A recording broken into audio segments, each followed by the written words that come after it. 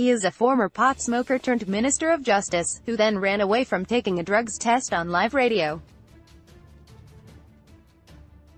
A one-time star of Swedish TV's equivalent of Crimewatch who was forced to step down from running Stockholm because of his links with a scandal-hit pensions company. Thomas Bodstrom is the Swedish TV star personality who will decide Chelsea's transfer ban fate and Uma Thurman's personal lawyer when the Hollywood A-lister applied for a yellow and blue passport. Now a crime writer, mid-morning radio host and personality, more Richard Medley than Piers Morgan. But as far as Chelsea are concerned, Thomas Bodstrom is the most important person in world football right now. The 56-year-old former AIK Stockholm defender appeared to have turned his back on the game when he retired in 1989 to become a lawyer and later a politician. Bodstrom is a former defender who presented Sweden's version of Crimewatch. Bodstrom was actress Uma Thurman's personal lawyer, yet it is Bodstrom alone who will decide if Chelsea can spend the £200 million war chest this summer, or potentially be forced to keep players who will run their contracts down and go for nothing 12 months later.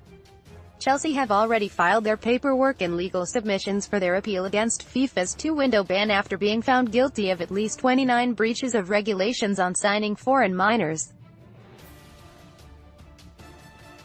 The Blues are banking on FIFA following the precedent set when similar bans were handed out to the three Spanish giants, Barcelona, Real Madrid and Atletico.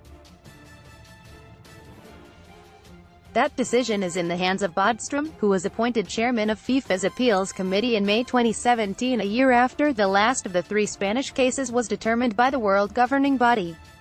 Bodstrom is a former pot smoker who became Minister of Justice in Sweden. Bodstrom will decide whether Chelsea can spend Roman Abramovich's £200 million war chest this summer, and if Chelsea hoped they might have to persuade a typical FIFA blazer to simply go along with past decisions, the Blues might have to think again.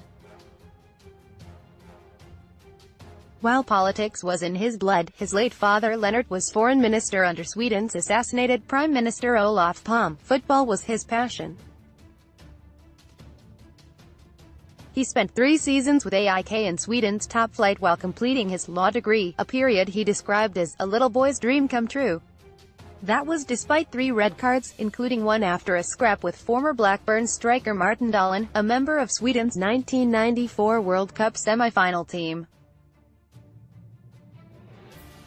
Chelsea hierarchy Bruce Buck and Marina Granovskova are waiting on a decision. Teammates recall a strong personality who showed respect for everyone. Bodstrom's final game before quitting full-time football for the Law saw him replaced, on his debut, by former Celtic midfielder Johan Mjällby. He might have disappeared into legal circles. But then, in 2000, out of nowhere, the one-time right-back was given his chance on the left, joining the Social Democratic Party his father had served on the day he was appointed as the equivalent of Home Secretary. If that was a shock, what followed was even more eye-opening. The man who was in charge of combating his country's drugs problem and promised our overall objective as a society without drugs, revealed he had been a regular cannabis user in my youth, adding, "I have moved far away from that now. I saw what it did to my friends." Despite that candid admission, Bodstrom held the role for 6 years and remained in politics until 2010, backing the idea of voluntary drugs tests. But when a Stockholm radio station asked him to take his own drugs test, revealing he would be tested for amphetamines, hash, opiates, and benzodiazepines, Bodstrom declined. He said, "No, never mind. I am backing out. I don't feel like it now. I feel that it would be too personal, and I feel all sweaty with my shirt and everything." Within a year, though, Bodstrom was back firmly in the public eye, named a studio presenter on ManUtd, Sweden's version of Crimewatch. Bodstrom is said to enjoy the attention being on him. In a message that might concern Chelsea, he explained, "It's my subject. I love to discuss crime and punishment." Such was his popularity, he was dubbed the King of ManUtd. Since then, Bodstrom has built up both his private practice and his public profile. One seasoned Swedish observer said, "If Thomas walked down the street, everybody would know who he is. He has made himself well known. But he is more of a Richard Medley than a Piers Morgan. He is seen as a lightweight, not very controversial."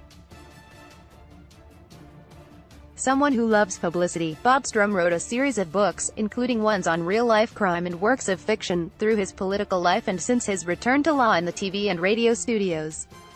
Uma Thurman's former personal lawyer Bodstrom will decide Chelsea's fate. He acted for a record producer Ben Malin in a contract row with singer-songwriter Miriam Bryant and last year helped Pulp Fiction, Kill Bill and Avengers star Thurman in her bid to secure a Swedish passport.